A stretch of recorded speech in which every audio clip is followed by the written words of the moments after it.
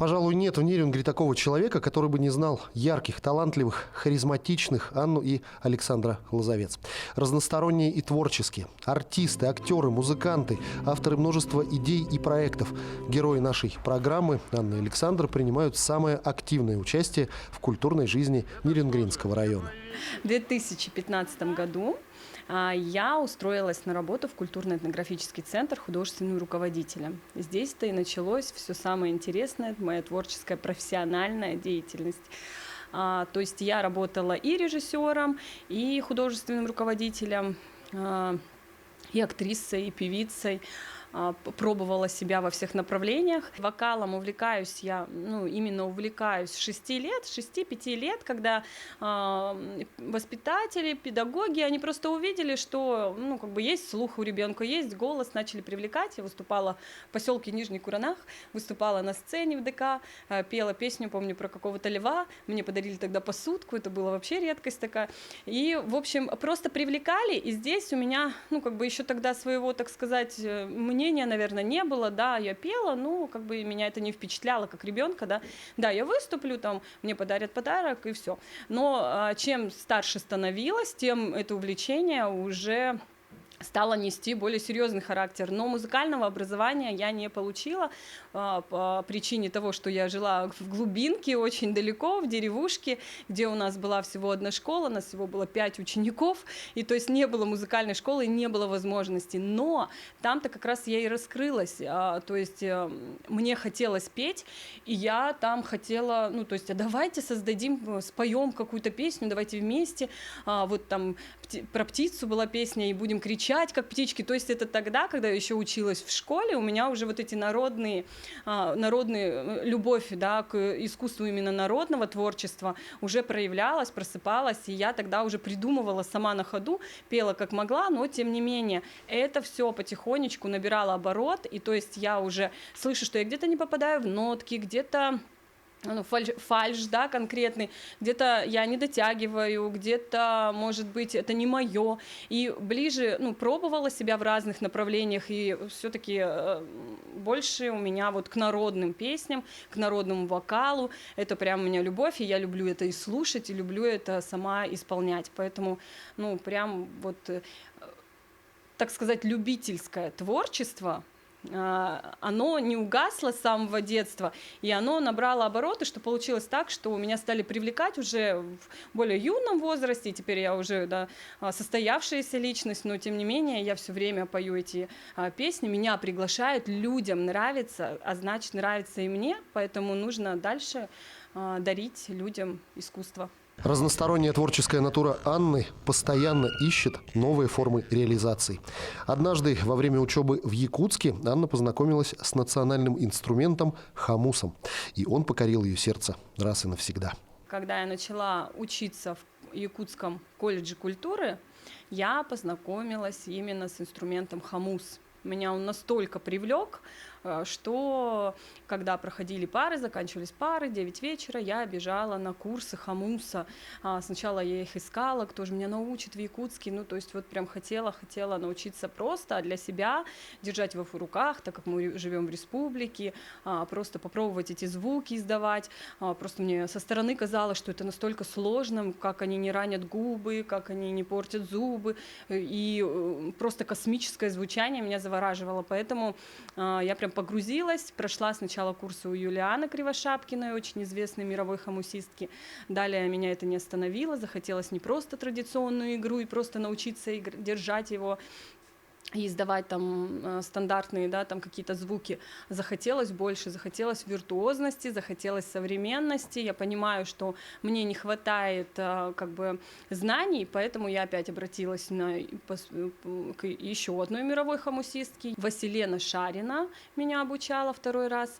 И то есть там она мне уже показала какие-то определенные интересные фишки, которые меня еще больше вдохновили, и я начала изучать самостоятельно самостоятельно рылась, так как ну, в Якутске я бывала всего один раз в год, онлайн-курсы покупала, там тоже все изучала, и появилась такая замечательная академия Эрхан, руководитель ее Альбина Дегтярева, куда я поступила и окончила полностью все и имитацию звуков животных, и игру на хамусе, и традиционные игры, и современные. Ну, то есть прям это был, наверное, полный комплект всего, да, все азы от начала до конца, я все это впитала, мне захотелось просто дарить, отдавать, это круто, люди здесь, ну, как бы взрослые, никто не играет, так, мне хочется делиться. И здесь родилась идея создать свой коллектив. Я сначала думала просто курсы, я наберу просто курсы, 10-дневные курсы, покажу, как бы люди научатся, если они захотят, будут так же, как я, дальше развиваться. Но нет, меня это не остановило. Людей тоже, которых я научила, они захотели создать коллектив.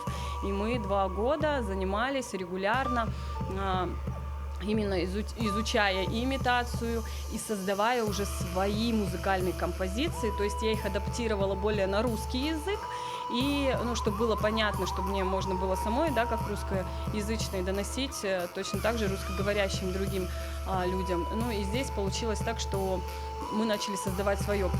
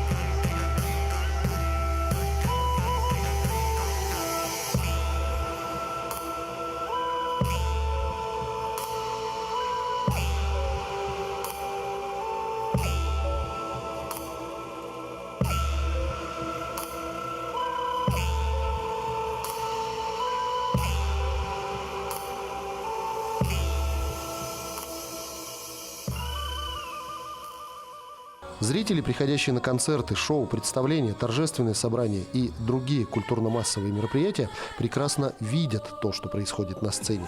При этом 99% зрителей и не задумываются о незаметных глазу публики бойцах невидимого фронта, специалистах, которые занимаются техническим обслуживанием всех культурно-массовых мероприятий. Все, что мы слышим на концертах, это империя специалиста, который называется звукорежиссер. И именно эту профессию выбрал Александр. Творчеством, если это можно так назвать, я занимаюсь практически с самого детства. Это все началось еще с поступления в детскую музыкальную школу номер 2. Вот, по классу баян. Я окончил ее благополучно. И как-то так получилось, что вся моя дальнейшая жизнь уже вытекала из всего вышесказанного. Я окончил музыкальную школу, параллельно начал играть в преподавательском ансамбле. Вот. Еще параллельно начал играть в оркестре ансамбля «Северяночка». Да, у них тогда был свой живой оркестр, который сопровождал «Северяночку» во всех больших выступлениях. Вот. Ну и, соответственно, начал общаться в данных кругах, завелись знакомые, начали приглашать на какие-то мероприятия. И, как говорится, пошло-поехало. И как-то однажды, параллельно я учился в педагогическом училище, мы участвовали в новогодних мероприятиях, которые организовывал на тот момент Центр культуры и духовности имени Александра Сергеевича Пушкина. Где-то в разговоре я проронил фразу, что я бы хотел, наверное, быть звукооператором. На следующий день мне позвонили, сказали: молодой человек, приходите к нам на собеседование. Постоянно саморазвиваясь, Александр в совершенстве овладел игрой на совершенно разных инструментах, среди которых баян, бас-гитара, фортепиано, жалейка и индейский духовой инструмент пивак. Параллельно я учился в Хабаровском государственном институте культуры и искусств, где повстречал очень много интересных людей. Ну и, естественно, во время учебы приходилось осваивать всевозможные инструменты. В дальнейшем мне это помогло, когда я открыл свою маленькую, так сказать, комнатную студию. Мне просто пришлось стать мультиинструменталистом, так как при написании фонограмм у меня нет возможности приглашать каких-то сторонних людей для того, чтобы они мне исполняли одну ту или иную партию. И этим всем пришлось заниматься мне. В этом мне помог предыдущий опыт вот, музыкальной школе, игры в оркестре, и игра во всевозможных ансамблях. Вот, то есть я знал, понимал, с чего надо начинать, как это все продвигать. И как добиться нужного результата. Так или иначе, творческая деятельность Анны и Александра долгое время была связана с Центром культуры и духовности имени Александра Сергеевича Пушкина. И коллеги, с которыми они общались и реализовывали те или иные номера и проекты, с теплотой отзываются о совместной творческой деятельности. С Сашей Лозовцом мы познакомились в ДК Пушкина, работали вместе в звукорежиссуре. С Анной познакомился чуть позже, мы вместе работали в культурно-этнографическом центре. Я был тогда директором, она была режиссером. Позже наши пути разошлись в профессиональной деятельности, и мы пересекались где-то на мероприятиях. Саша, Саня, ребята очень талантливые, причем во многом они были самоучки. Начинали с самого начала, изучали что-то сами. Насколько мне известно, Аня сама училась петь, нигде, вернее, не обучалась вокалу никогда. Саша получил образование уже спустя несколько лет после того, как мы познакомились, начали вместе работать, дирижерское образование. И сейчас вот все свои знания, навыки. И также, кстати, Анна тоже получила профессиональное образование в области культуры, уже будучи работником культуры и активным деятелем. Поэтому первоочередно у этих ребят талант, их талант помогает им осуществлять их деятельность, радовать людей, детей мероприятиями, праздниками и своими творческими идеями, своими видеоклипами, совместным творчеством. Ребята очень отзывчивые, мы до сих пор взаимодействуем, не очень плотно, но всегда я знаю, что можно обратиться к ним за помощью. Ребята харизматичные и обаятельные, поэтому с ними всегда очень приятно работать, сотрудничать. Всегда люди, будучи зрителями, с удовольствием смотрят на них. Этого у них не отнять. В работе, в жизни семья Лозовец – это, наверное, в нашем городе единственная такая семья, которая дарит людям яркость, наверное, энтузиазм, люди, которые знают свое дело. Отдельно можно рассказать и о Ане, и о Саше. Каждый, можно сказать, индивидуум. И когда они встретились, прям радость на душе была, потому что они энергичные, молодые, влюбленные, и свою любовь дарят вокруг и людям, и детям в данный момент уже, и в музыке, и в искусстве в нашем городе. Очень здорово, очень классно, ответственные, милые, молодые, любящие, любимые люди. Анна и Александр – постоянные участники городских и районных мероприятий. Яркие номера, виртуозная игра на музыкальных инструментах, оригинальные сценические костюмы. Все это делает Анну и Александра желанными гостями на любом мероприятии. С замечательными ребятами Александром и Анной Лозовец мы знакомы. С Сашей я знакома более 20 лет, а с Аней мы познакомились в 2014 году. И я очень рада, что у них состоялся такой не только творческий, но и семейный союз. Это очень интересные, креативные, душевные ребята, которые имеют свой стиль, умеют отстаивать свою точку зрения. бесконечно творческие ребята. Я очень рада, что когда они принимают участие, это является украшением любого праздника. С ними интересно, неординарно, сложно порой, но очень любопытно. Я желаю этим ребятам бесконечного вдохновения, творчества, радости в душе, и пусть дарят свое искусство всем окружающим. Сейчас у Анны и Александра праздник каждый день. Поженившись в 2021 году, наши герои начали идти к своей мечте, а именно к организации праздников для детей на профессиональной основе. В этом году обстоятельства сложились так удачно, что семья стала владельцем агентства «Мир праздника». Набираем много-много снега в ладошки, и сейчас мы будем его подкидывать по счету. Раз, два, три, салют! Агентство «Мир праздника» на самом деле такое спонтанное наше решение. Дело в том, что мы как бы задумывались о том, чтобы покинуть наши стены, да, упорхнуть с культуры и заняться своим делом, но все никак не решались. И здесь получилось чисто случайно. Я увидела объявление, что продается агентство «Мир праздника». Я частенько за ними наблюдала, мне было интересно, как они создают праздники без бюджетной, получается, помощи, да, как это все самостоятельно, что такое бизнес.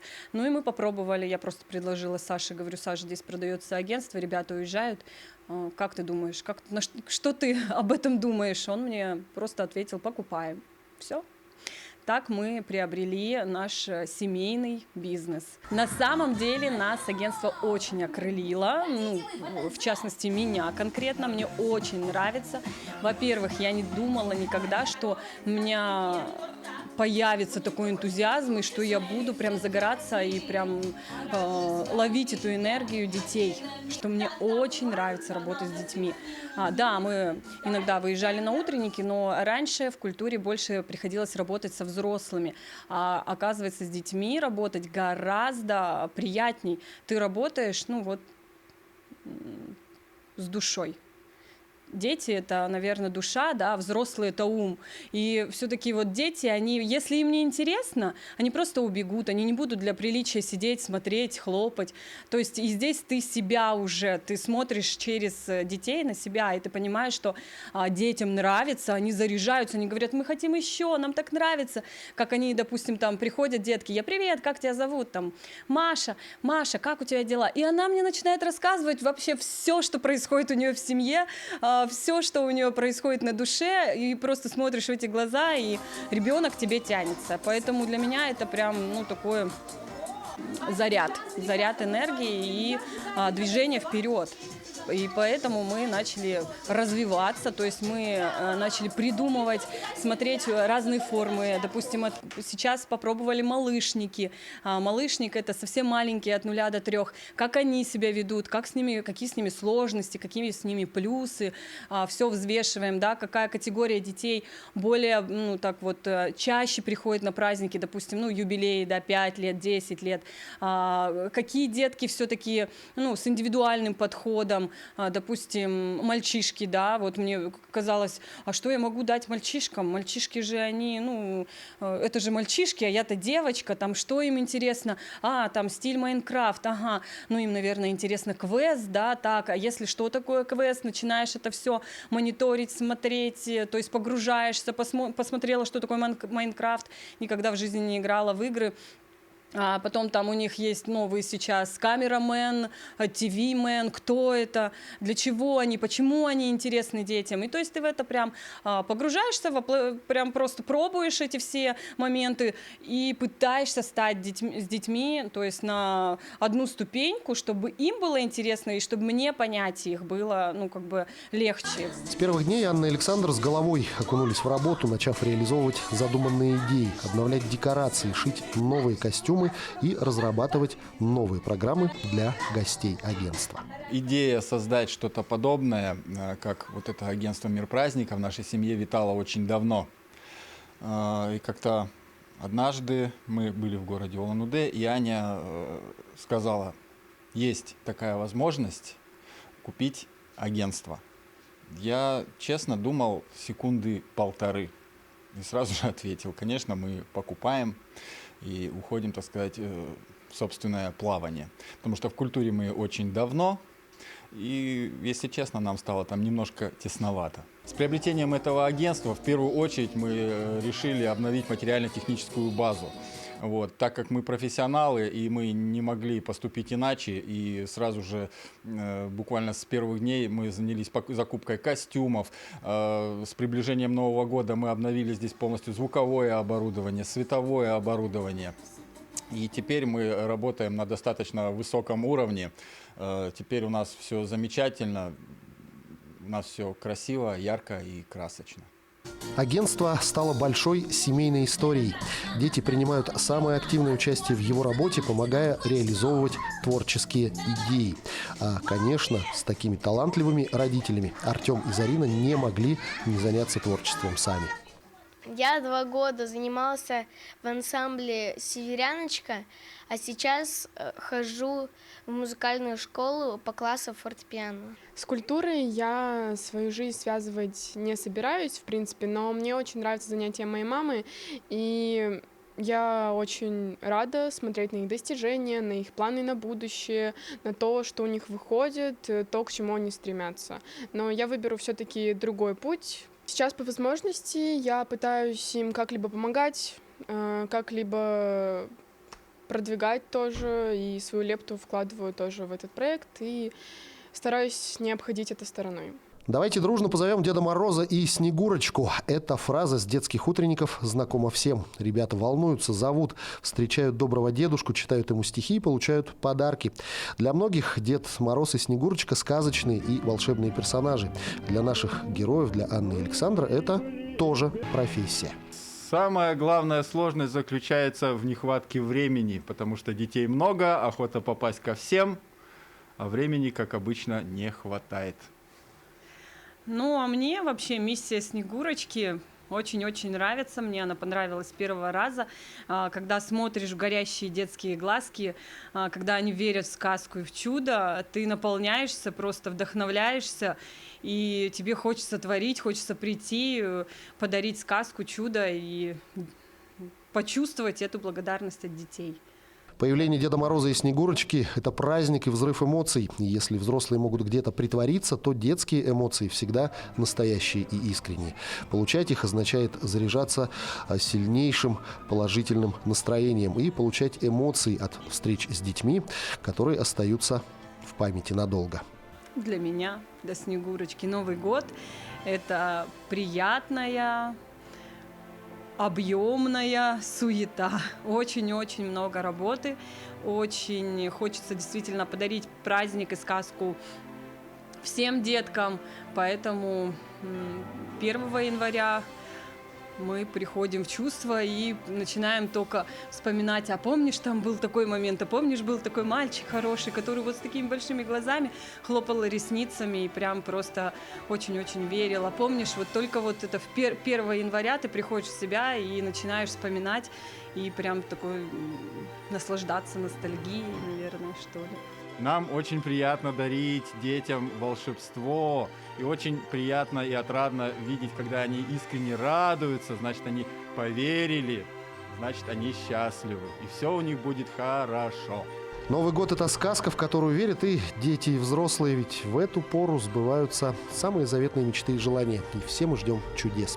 И очень хочется верить, что в этот Новый год все мечты наших героев, как и всех наших телезрителей, обязательно сбудутся.